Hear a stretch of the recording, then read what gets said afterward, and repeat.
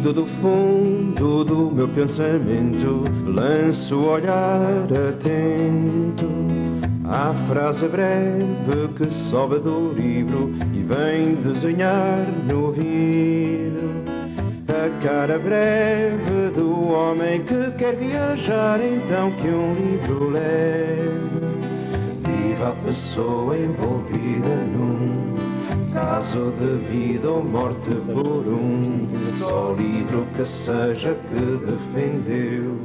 Isso ou seja, não escreve nada enquanto não sai o livro, é isso? É menos ainda que isso. Eu normalmente não escrevo nada.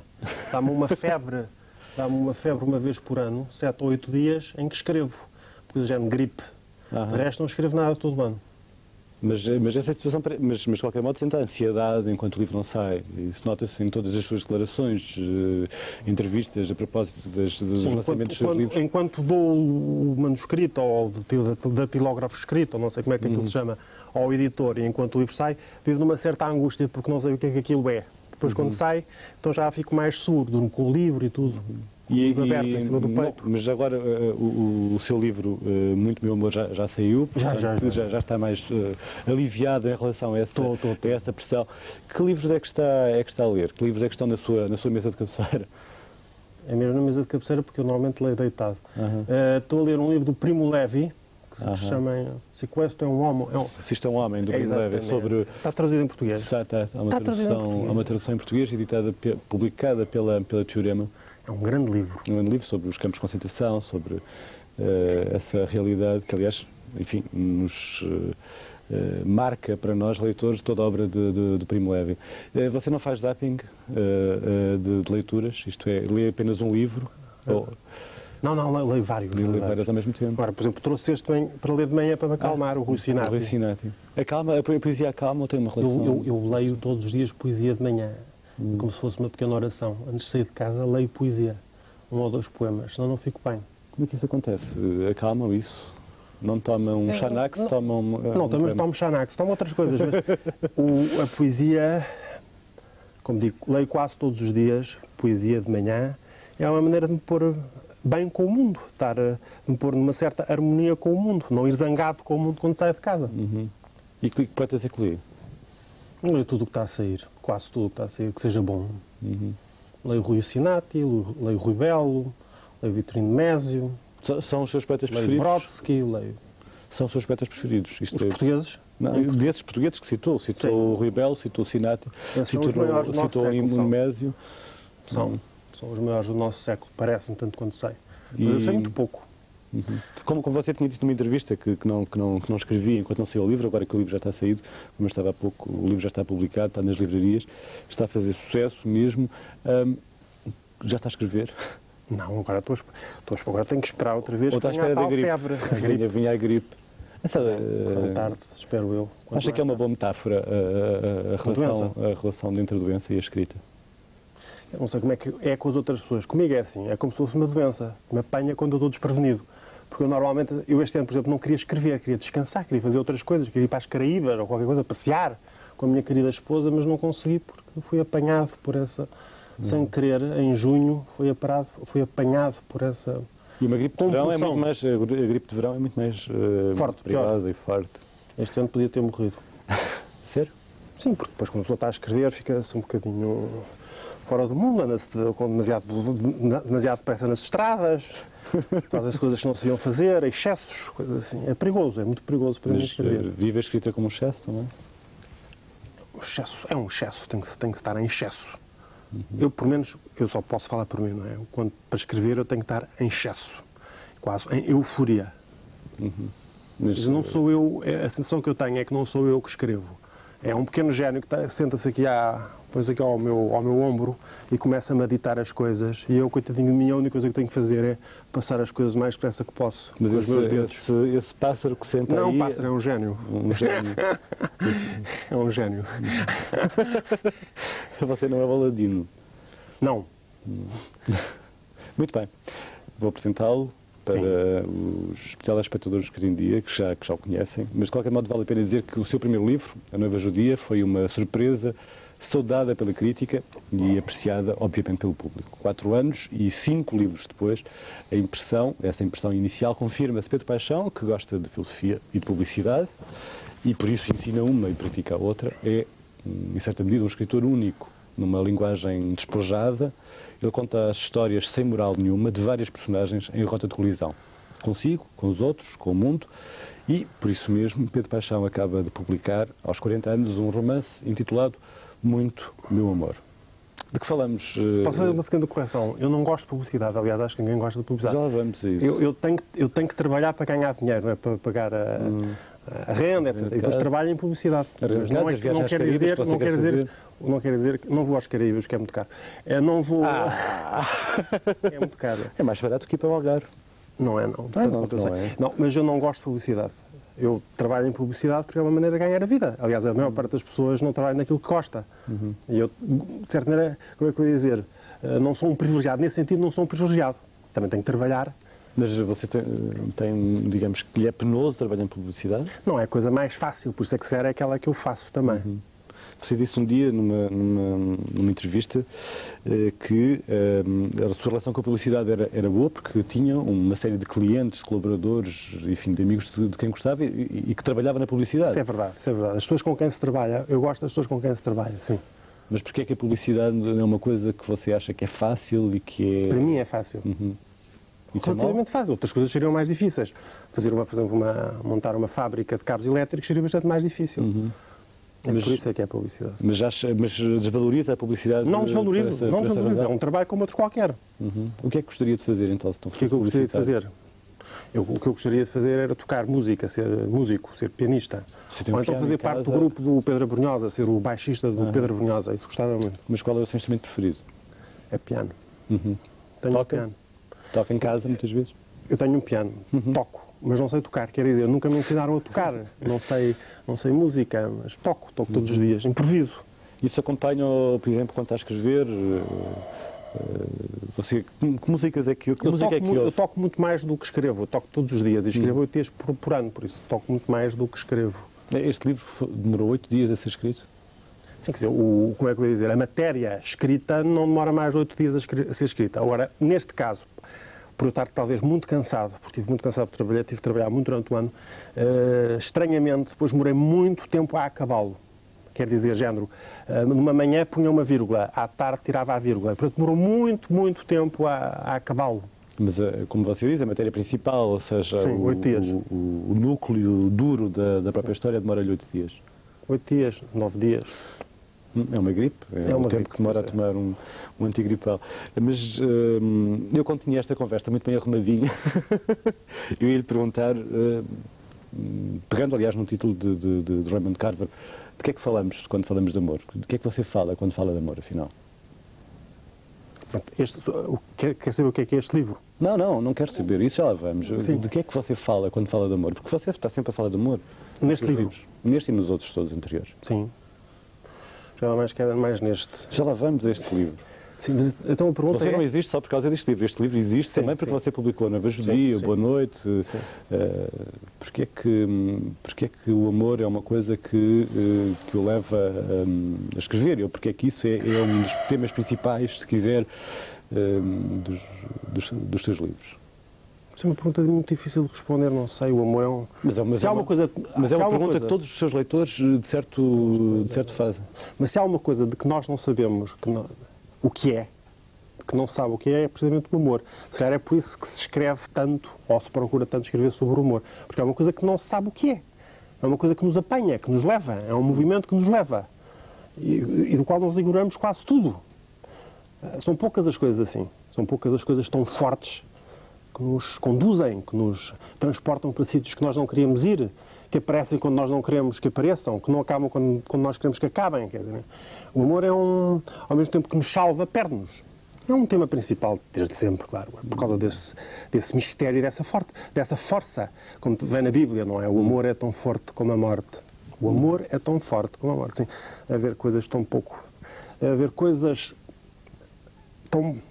são poucas as coisas tão fortes como o amor e como a morte. São dois temas Aliás, como sabe, não é? Uma pessoa, como diz o Woody Allen, não é um verdadeiro intelectual, só pensa em duas coisas, em sexo e morte. Aliás, é a forma como termina o Herói do Ano 2000, o filme, nesse diálogo com a Diane Keaton.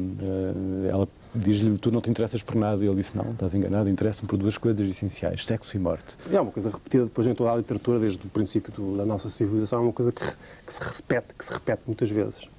O amor sabíamos que era, não diria uma obsessão, mas um tema recorrente, se quiser, dos seus livros. A morte também é? Ou o medo da morte? A morte acompanha sempre o humor. Sim, mas há várias formas de morte, não é? Eu não estou a falar da morte daquele acabar o último dia. Eu falo mais da morte como a morte que nos acompanha todos os dias, as pequenas mortes de que é feita a vida. É isso que eu falo. É o tempo. O tempo. O principal inimigo do amor é o tempo. O contraponto do amor é o tempo. Isso nota-se de muitas maneiras. Os amantes que estão sempre apressados, que estão sempre com falta de tempo para amarem, até o tempo que destrói, desfigura a pessoa, até o tempo que separa. Portanto, e o tempo, nesse sentido, aparece como uma das formas da morte. Absolutamente. Envelhece? Aparece variedíssimas formas. Isso não tem tocado, o facto de não ter medo de envelhecer? De envelhecer, não. Envelhecer, para mim, é ao contrário do ter medo. Não é? Eu vou dizer, se me dissessem agora que eu tinha 20 anos, eu dava logo um tiro na cabeça. Porque sofri demasiado. Não gostou de ter 20 anos? Não, nem 20, nem 21, 22, 23, 24, 25. Agora estou a ficar melhor, com o tempo a passar, e a verdadeira morte a chegar, ou a falsa morte a chegar, porque as verdadeiras mortes vivias eu quando era novo. As verdadeiras mortes vivias eu quando era novo. Agora, o acabar, o simples acabar, pronto, é o... Porquê é que viveu essas mortes quando era novo? Que é que isso... Porque isso eu acho que isso é habitual a todas as pessoas. É que uma pessoa é mais sensível, é mais pura, acredita mais, está mais confiante, tem mais fé. Eu com a idade estou a piorar. Já não tem fé ou tem menos fé? Depende dos dias também, mas em geral, com o tempo estou a piorar. E com os livros também estou a piorar. Em vez de estar a melhorar, estou a piorar. Acha que... Porquê? Porquê é que está a piorar? Eu não estou a dizer, os livros estão a melhorar. Eu estou a piorar. Há um equilíbrio. Mas acha que a relação é lógica? Isto é inversamente proporcional, mas há uma lógica nessa relação? Comigo é assim. Nunca se preocupou em saber, por exemplo, se isso acontece com toda a gente? Não sei, deve ser com qualquer pessoa deve ser diferente, com uma pessoa deve ser diferente com outra, mas comigo é assim. Infelizmente, porque eu queria ser melhor. E não é? Não, sou pior. Sou o pior filho, pior pai, pior amante, pior tudo. Estou a envelhecer. Isso é um peso grande de culpa? Você parece que se sente culpado? Sinto-me culpado, sim. O sentimento principal que eu sinto é culpa. Deixa-me interessante lembrar já agora aos telespectadores, nisto não há novidade, gostamos tanto de ouvir as suas sugestões, como também temos prazer em dar-lhe livros. Continuo então a ligar para o número de telefone que aparece, creio eu, neste momento aí no rodapé do seu televisor, dê-nos sugestões para temas dos próximos programas e fica à espera também dos livros e depois dos programas. Pedro Paixão, isso aí entra uma piada sobre o seu próprio nome. Você escreve sobre a paixão e chama-se Pedro Paixão. Há uma diferença entre... Já me perguntaram se o nome não seria um pseudónimo, o que foi para mim um insulto. Porquê? Nunca escolheria um pseudónimo? Não, é estranho, porque eu nunca gostei do meu nome, Paixão. Sempre foi um nome ridículo para mim. Na escola brincavam comigo, usavam comigo por me chamar Paixão. Eu tinha vergonha do meu nome. E agora parece que acontece o contrário. Acontece que há várias pessoas que dizem que o meu nome é muito bonito. Dizem que o meu nome é lindo. Isso parece uma coisa completamente abstrusa, uma coisa esquisitíssima, que eu não consigo compreender. Mas você separa de amor de paixão? A paixão é uma forma de amor, é a forma mais fraca do amor. A paixão é uma forma de amor. A forma mais fraca, mais precária. Porque dura menos? Ou... Não, é por ser mais fácil, mais rápida, mais fraca. Consome-se mais rapidamente. Como é que é? Porque... Paixão é de género, antes de chegar aqui estava a passar uma rapariga ali na rua e eu apaixonei-me por ela, é uma coisa deste tipo. Você é volúvel? Aquela rapariga loira que estava naquela rua, como diz o Fernando. Mas você é volúvel, é por isso? Também tenho um lado volúvel. Tenho um lado também muito, devo ter, espero eu ainda, um lado muito pesado, mas depois também tenho um lado muito volúvel. Aliás, eu gosto desses contrastes entre o espírito superficial e o espírito profundo. Eu acho que isso também aparece nos livros, deve aparecer, não é? Isso é capaz também de estar ligado à sua vida. O aspecto se quiser, superficial ou pelo menos mais imediato da publicidade, e o facto de você estar ligado à filosofia, professor de filosofia. É um contraste que eu não consigo compreender sequer. Mas dá-se bem com esse contraste. Até agora é que tenho dado bem. Cada vez me dou pior. Estou cada vez mais cansado. Mas cansado da publicidade ou cansado da filosofia ou da relação desse contraste? Cansado desse contraste. Começam a faltar energias por estar velho, por estar a ficar velho. Sente-se realmente velho? Estou a começar a sentir velho, sim. É muito curioso. Isso, de que forma é que esse seu sentimento acaba por ressaltar para este livro? Este livro, entre várias coisas, é o diálogo entre um homem velho e uma rapariga nova.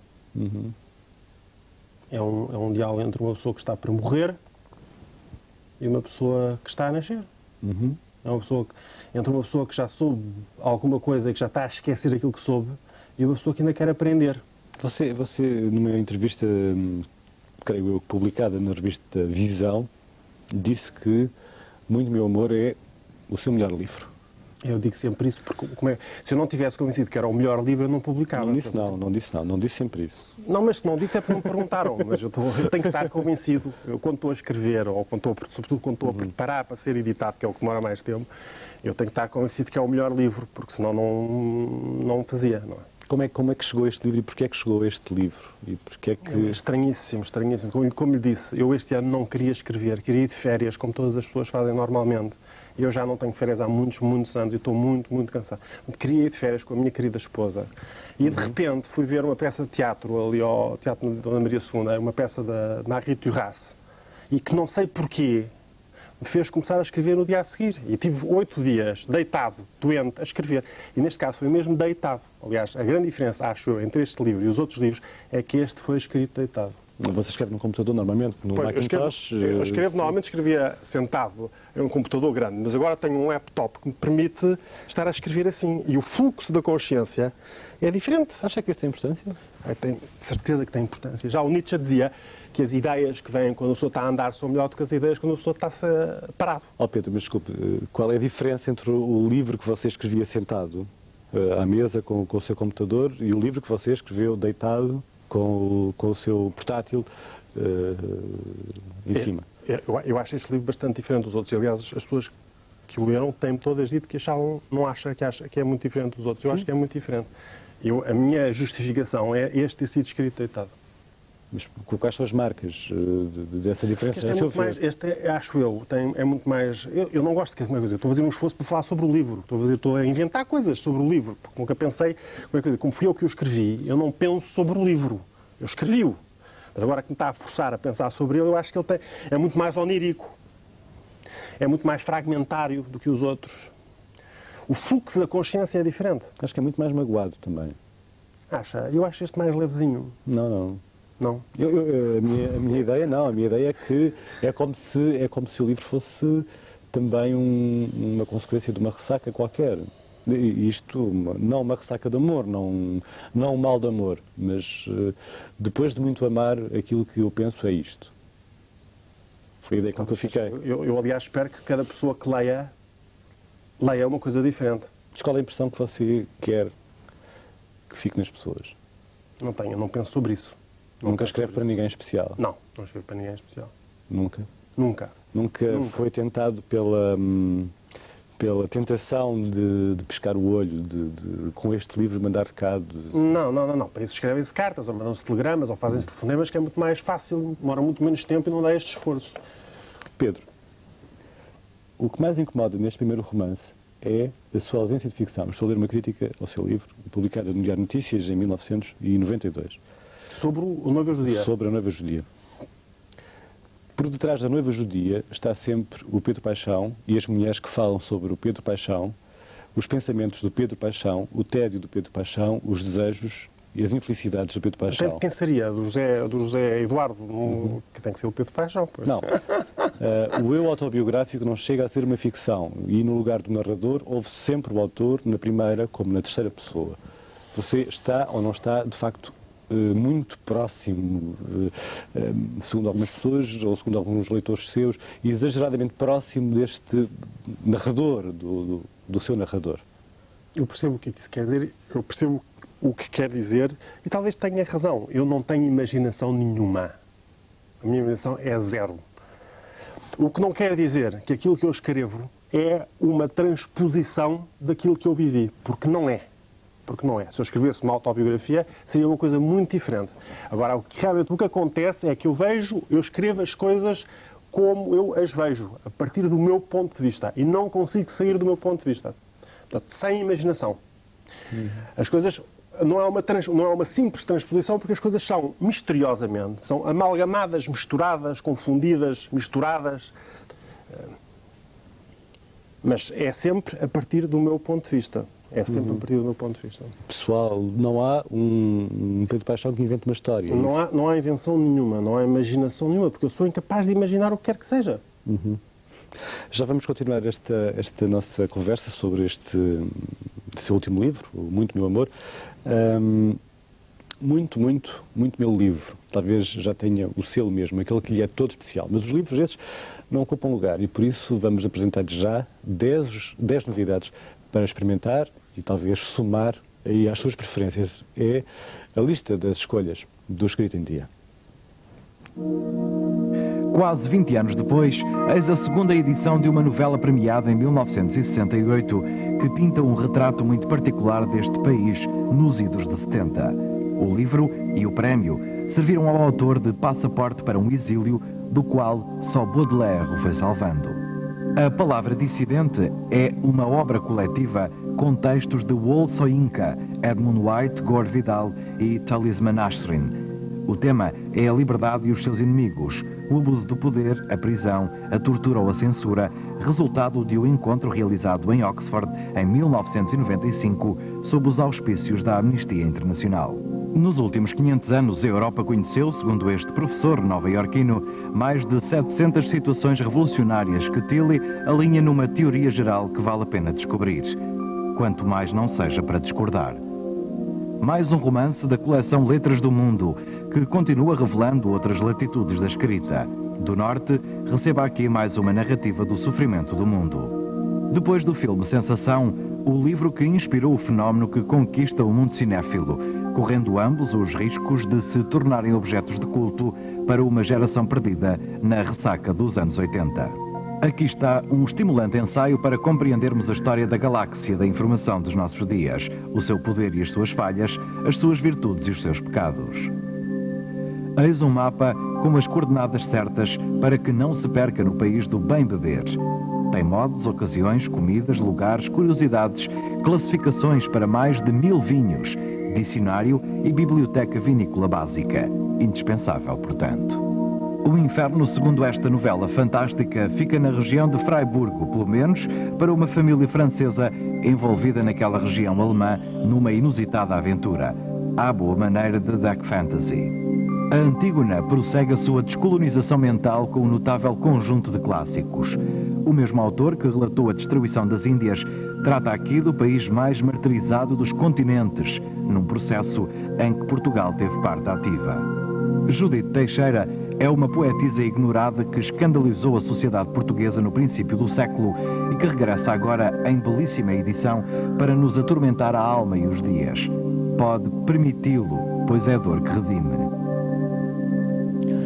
Depois de um pequeno intervalo, vamos continuar a falar de amor e da sua publicidade, da escrita e da música, enfim, de Pedro Paixão.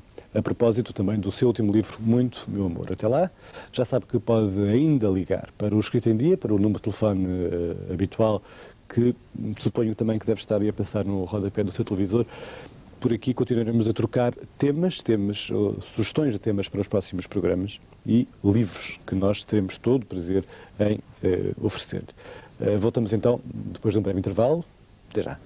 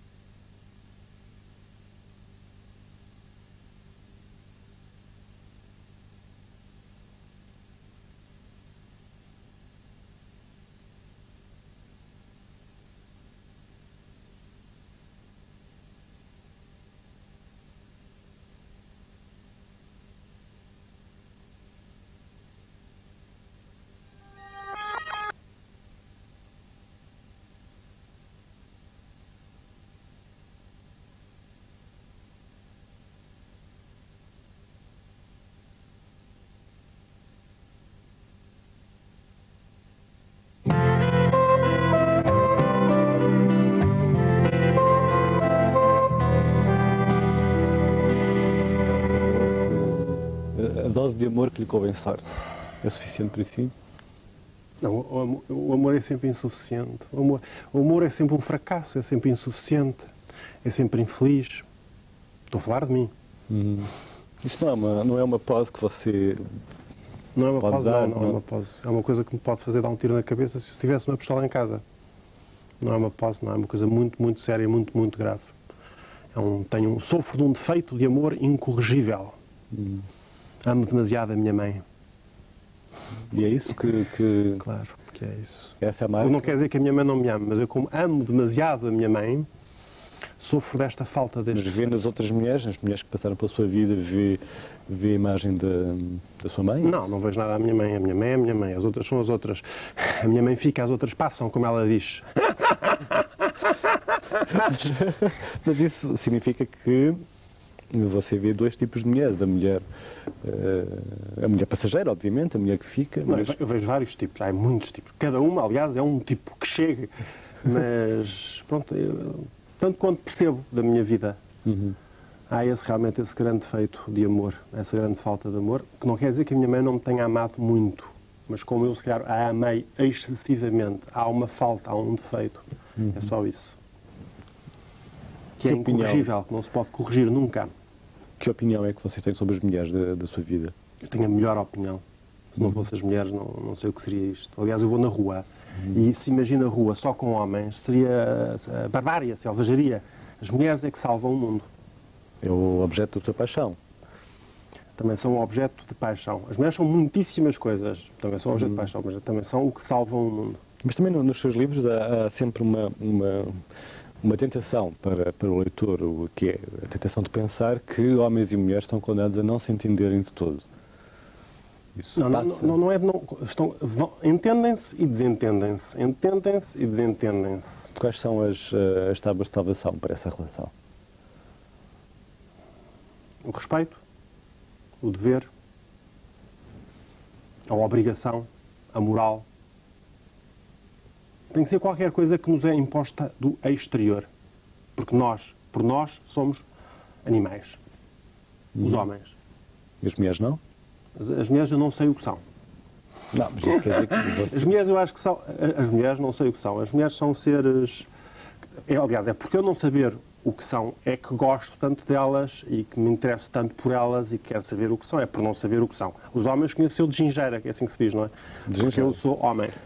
E tenho uma má opinião em geral. Tem uma má opinião, porquê? Porque tenho uma má opinião de mim, portanto, dos outros também não tenho uma grande opinião, em geral. Se calhar não pode estar a julgar todos os outros homens por si, Pronto, ou mas pela imagem que você tem de si, ou pela culpa, ou pelo seu próprio sentimento de culpa, por exemplo. A medida é a minha, portanto, como a minha medida já vem fracturada, como é que eu vou dizer? Fracturada, não, a minha medida já é má. A minha medida já é má. Pedro, mas explique lá, porque é que é sentimento de culpa? Porquê é que você diz que tem um sentimento de culpa em relação a várias coisas, nomeadamente em relação às mulheres? Não, o sentimento de culpa é uma coisa ancestral que já deve ter herdado da minha mãe, a minha mãe herdou do pai dela. Sim, mas toda a gente tem o seu sentimento de culpa, mas porquê é que você o transforma em veio central até da sua vida e do seu destino, como você acabou de dizer há bocadinho? A culpa tem a ver com a falta. Quer dizer, em relação àquilo que se pode fazer, eu sinto sempre que não fiz o suficiente. Eu podia ter feito melhor. Em relação, mesmo que tenha feito alguma coisa bem, eu acho que podia ter feito melhor, devia ter feito melhor. Isto vem da educação, talvez venha das minhas origens ancestrais, não sei. Judaicas? Talvez, exatamente. Talvez seja isso. Pode ser isso, é um mistério enorme. Eu ontem, por acaso, estive a rever o filme A Lista de Schindler e no final, ele que salvou 1000 e tal judeus, não é? Ele chora porque diz que devia ter vendido o carro e devia ter salvado mais 10 e diz que devia ter vendido o símbolo nazi que tinha na pele e que salvava mais um e chora e tem que ser os judeus a confortá-lo. Eu reconheço muito nisso. Isso, o facto de nunca fazemos o suficiente, nunca chega, nunca é o suficiente. E depois há uma coisa muito curiosa que é aquilo, antes de se fazer qualquer coisa, parece-nos que vale a pena, que é grande, que é merecedor do nosso respeito. Mas depois de o fazermos torna-se muito pequenino. Não foi quase nada. Você, de qualquer modo, é a mesma coisa com os livros. Antes de escrever o livro, quando estou a escrever o livro, tenho a sensação que é uma coisa importante, vai ser uma coisa muito importante. Mas depois de escrever, depois de editar, vejo que aquilo é só um livro. Não, pronto, é só um livro, mais um livro. Pronto. Como é que você pode dizer que isto é só um livro? É só mais um livro. Meu. Mas se calhar está a defraudar os seus leitores, estão a esta hora Não, eles sabem muito bem que é só mais um livro. Mesmo os meus, como é que eu ia dizer, as pessoas que gostam muito dos meus livros, depois eu noto quando eles vão, por exemplo, nem sequer se lembram dos títulos dos livros, nem sequer se lembram das histórias dos livros. Gostaram de ler, mas depois já não sabem o que é que leram. Acha isso mesmo? Sei, eu sei que é assim. Isso acontece consigo? Comigo, pois. Salvo algumas exceções. Virgílio Ferreira é uma exceção? Você começa por uma citação. Sim, mas isso é uma homenagem, é um respeito que eu dei por esse senhor que morreu no ano passado. Mas eu não sou um conhecedor da obra de Virgílio Ferreira. Eu conheço muito pouco, eu li muito pouco Virgílio Ferreira. E depois a frase que eu cito, não é? Aplica-se ao livro de uma maneira, parece-me que é extraordinária. Você fala de raízes ancestrais, a propósito da tradição judaica, ou se quiser, das suas raízes judaicas. Você, de qualquer modo, não é um... Que eu não tenho a certeza que existem, mas que pressuponho que existem. Eu lhe perguntar se você era um praticante. Já fui. Se ia à sinagoga. Já fui. Já fui. Porquê é que deixou de ir? Porque fui só num período em que era casado com uma judia ortodoxa. Depois deixei de ser casado e deixei de ir. Mas quando fui, realmente senti-me em casa. Porquê é que passou a ir à sinagoga? Porque a família toda ia, e eu, como estava casada com essa rapariga, também ia. E tinha um lugar.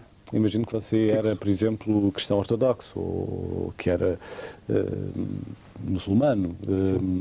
Punha a hipótese de alterar a sua maneira de pensar, ou a sua religião, para poder acompanhar a sua mulher. Não. É só por causa...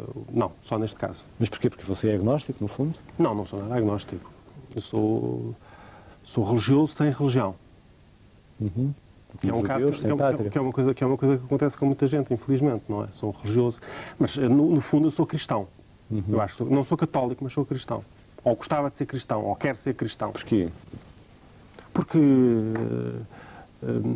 depois de pensar muito e de ler alguma coisa, eu considero que o cristianismo é de facto a religião que completa o judaísmo. O judaísmo é como se fosse o corpo, o cristianismo é a cabeça. A religião cristã é de facto, parece-me de facto uma religião superior, de facto, uma religião não só superior como insuperável. Insuperável? Insuperável. Quer dizer, não é possível encontrar uma superior, ou estarmos à espera que venha uma superior, não é. Mas como digo, não sou católico. Pedro, que opinião é que você tem sobre, não diria sobre o destino do escritor, ou sobre a imagem do escritor, mas o que é ser escritor? Você disse várias vezes que não era escritor, não se livra dessa imagem, mas também não se livra do facto de ser escritor. Escrever? Sim. 8 dias por ano. Você considera que há os escritores e você? Isto é, escritores são aqueles que você gosta de citar e gosta de ler, aqueles autores que lê de manhã, como o Sinati, que tem aí debaixo do braço? É por muitas razões. Ou porque você tem uma imagem do escritor... Ideal, demasiado ideal. Talvez. Há muitas razões. Qual é essa imagem? O escritor? Eu tenho uma imagem do escritor muito terrível. Eu tenho a imagem do escritor que tinha o Thomas Mann, que escreveu que o escritor é irmão do louco e do criminoso. Não é qualquer coisa que se possa desejar. Eu não tenho a ideia do escritor qualquer coisa que seja, que dê prazer, uma coisa prazenteira, que dê gozo, que nos faça subir na escala social, que nos traga felicidade. Não é nada que nos traga felicidade. Isso é estranho. É um destino terrível. Ser escritor é um destino terrível que eu, tanto quanto puder, vou evitar seguir. Mas acaba por escrever livros. Já lhe digo, é compulsivamente a tal doença que me apanha, pronto. Porque eu, por mim... Mas é estranho essa declaração vinda de uma pessoa que trabalha em publicidade e que, obviamente, terá que ter do mundo uma noção que não é propriamente terrível. Pelo menos não pode fazer passar essa imagem de que o mundo é terrível, de que estamos... Terrível é a contradição em que eu vivo. É esse contraste, esse abismo em que eu vivo. Porque um publicitário terá de ter, penso eu, uma imagem do mundo talvez um pouco prazenteira, ao contrário daquilo. Sem dúvida, absoluta. Sem dúvida. Senão não pode vender os seus produtos. Sem dúvida. Esse contraste é terrível. Entre esse tal espírito superficial e espírito profundo. É a semelhança daquilo que estávamos há pouco a falar entre filosofia e publicidade, ou a relação entre a sua profissão de publicitário e a sua outra profissão de filósofo, de homem ligado às coisas da filosofia. Já agora tenho aqui para lhe oferecer o livro de Álvaro Cunhal, A Arte, o Artista e a Sociedade. É um belo álbum sobre estética e arte, filosofia. Não sei se já leu.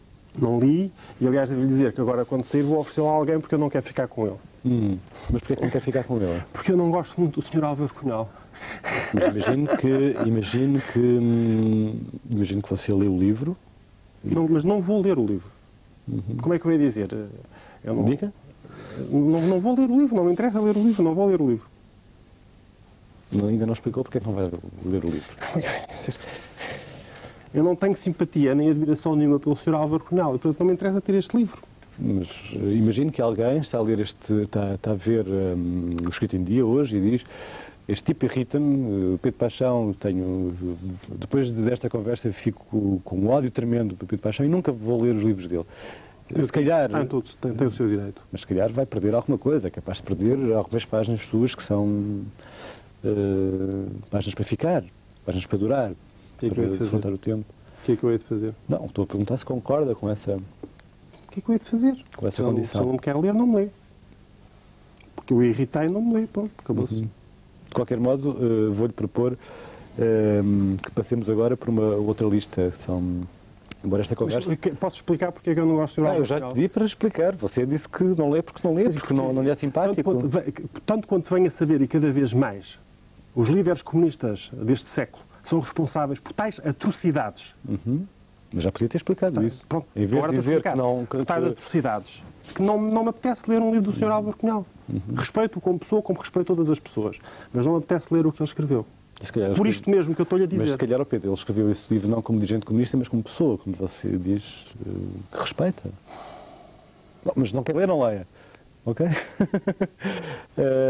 Esta conversa não para e a ela se acrescenta agora apenas as escolhas de quem compra livros nas livrarias e os vê. É o top Ler-SIC, elaborado pela revista Ler depois de uma consulta a algumas das principais livrarias portuguesas.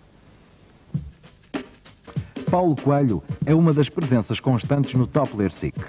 O Monte 5, mesmo na última posição, continua a ser um livro preferido pelos portugueses. Muita droga, algum sexo e demasiada música de dança. É esse o território onde se move Irvine Welsh, o escocês que escreveu Trainspotting. O filme já se pode ver em alguns cinemas do país. É jornalista, mas também gosta de escrever nas horas vagas. Diana Andringa está com Demasiado, para ler com muita calma. Poemas esquecidos e outros marginais. Fernando Pessoa escreveu muita da sua poesia em inglês e agora vamos poder descobri-la em edição bilingue.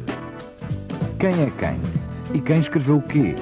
O Dicionário de Literatura Portuguesa de Álvaro Manuel Machado responde a todas as dúvidas. Um livro para ter em casa. É outro dos sucessos do ano. Vai onde te leva o coração. É outra das obras que elevaram Susana Tamaro à rota do êxito. Uma presença regular neste top. Viagens em Terras Fabulosas. Patagónia Express é um fabuloso livro de Luís Sepúlveda para sublinhar e para funcionar como referência de cabeceira.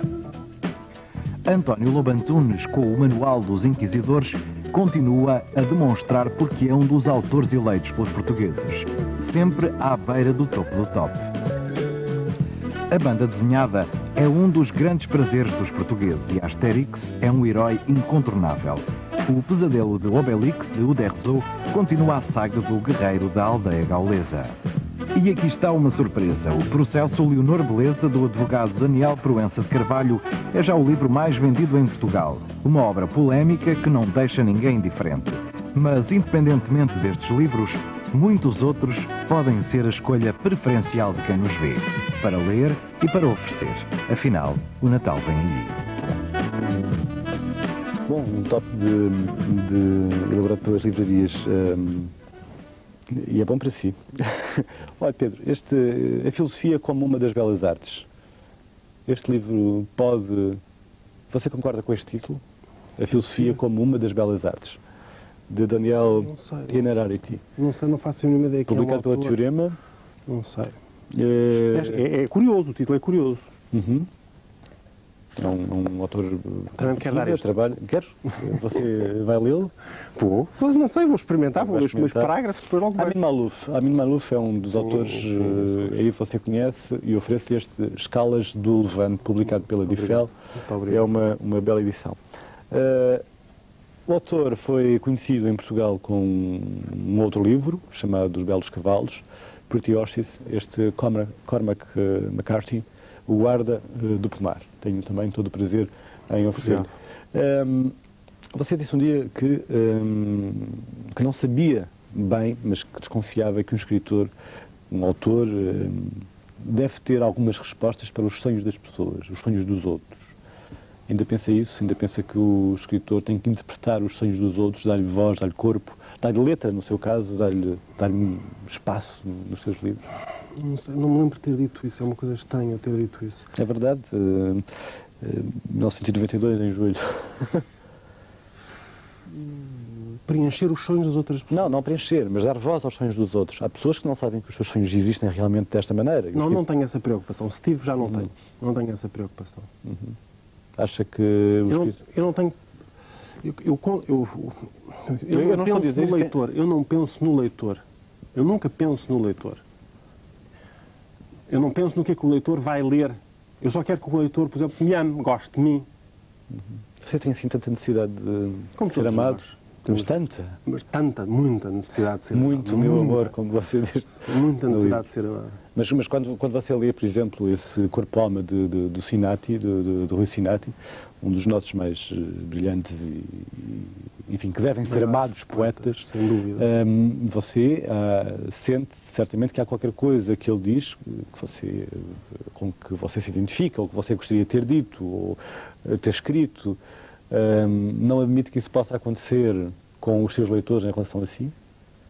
Isto não admite que você possa ter dito... Acontece muitas vezes. Que existe esse jogo de identificação. Sim, isso acontece muitas vezes. Olha, este tipo, o Pedro Paixão, está a dizer coisas que eu também sinto, por exemplo. É estranhíssimo. Então, aliás, quando são as coisas que eu acho que são mais minhas, que me aconteceram, que são mais minhas, essas são aquelas que são referidas como as pessoas, como aquelas que me vêm dizer eu também senti isso, eu também vivi isso. E para mim isso é um mistério muito grande. Porquê que é um mistério? Como é que eu ia dizer? Porque no particular reflete-se o geral, não é? O universal. É misterioso. É precisamente naquela... É porque é precisamente nas partes em que eu sou mais pessoal. São essas as partes que as pessoas me vêm dizer que eu vivi isto, eu senti isto, eu queria ter escrito isso. O que é que, dos livros que você leu, dos livros que você ama, de todos os romances que já passaram pelas suas mãos, o que é que, por exemplo, o que é que gostaria de ter lido? O que é que gostaria de ter sido você a escrever? Nada, eu não tenho esse problema. Nunca encontrou um livro que... Nunca senti isso. Que o tocasse de alguma forma especial? Não sei se é inveja. Não, mas não tenho, isso não é inveja, mas nunca tive esse problema. Eu percebo o que é. Ler uma pessoa um livro e depois eu gostava de ter escrito isto. Não, nunca me aconteceu. Não, uma sensação, até às vezes reconfortante. Nunca me aconteceu isso. Nunca me aconteceu. Quais são os livros da sua vida, por exemplo? Da Ilha. Os livros que dão a Ilha. Eu acho que eu digo sempre a mesma coisa, quer dizer, por contraste até porque os livros estão pequeninos, não é? Mas se eu tenho que dizer um livro que li muitas vezes, que li várias vezes, que sei partes de cor, que é o livro do Proust. Estranho, é o Proust. É o Proust. Poesia não. Poesia é muitas coisas, não é? Mas assim, uma obra é o Proust. Depois poesia há muitos, há vários. Depois não sei escolher. Mas se sou obrigado a escolher, tenho que dizer o Proust. Nunca foi tentado pela poesia, por escrever poesia? Escrevi quando era novo. Era má, disseram-me que era má, não voltei a escrever. Acha que temos os portugueses essa tentação da poesia? Não, isso é uma conversa fiada, quer dizer, porque em todos os povos há poetas tão bons ou maiores que nós. Basta aqui olhar para a Espanha, tem poetas tão bons e é muito mais número que nós, não é? Esta coisa de dizermos que os portugueses são mais dados à poesia do que às outras formas de literatura, não é verdade. Parece-me que não é verdade. Você falou... Aliás, como diz a senhora, ouvi dizer que a senhora Agostina disse que eram por sermos preguiçosos. Foi aqui. Foi aqui justamente no escrito um dia. Isso é extraordinário. Não parece uma má explicação. Não, também acho muito, muito injusta. É dito como uma botada, não é? Mas tem graça. Falamos do passado, falamos daquilo que você sente agora, daquilo que marca os seus livros, ou tem marcado os seus livros. Não tem nenhuma preocupação sobre o futuro dos seus livros? Sobre o destino deles? Não, eu quero que estejam guardados na Biblioteca Nacional, não é? E depois, daqui a 30 ou 40 anos, mais, se houver ainda Portugal e se ainda houver a Biblioteca Nacional, vai lá alguém pequenino, jovem, com 16 anos, como eu ia à Biblioteca Nacional, e que descubra aquilo e que acha que, pronto, Que gosto daquilo, pronto, sim. O que é que gostava? Uma pessoa só. Uma pessoa só. O que é que gostava que essa pessoa pensasse de si? Ela de mim não vai pensar nada. Não, mas eu estou a falar de si, não dos seus livros. Já agora estou eu a falar de si. O que é que, a partir da leitura dos seus livros, gostava que essa pessoa pensasse de si, como autor, como... Eu gostava que essa pessoa pensasse que eu era como ela, no sentido em que se queria transcender desta vida, que esta vida merece ser transcendida, sermos melhores, sermos dignos dela, profundamente mais dignos do que somos habitualmente. É isso que eu queria que ela sentisse. Não que eu fosse igual a ele, mas que fôssemos de uma mesma família em que queremos transcender a vida. Só isto.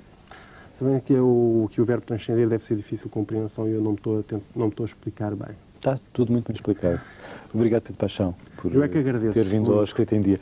Já sabe que por nós voltamos na próxima terça-feira, na próxima terça, um programa com 3 poetas, Jorge Sousa Braga, Gastão Cruz e Fernando Pinto Amaral. Vamos falar de poesia. Hoje falamos de Pedro Paixão e do seu mais recente livro, Muito Meu Amor. Boa noite, até para a semana.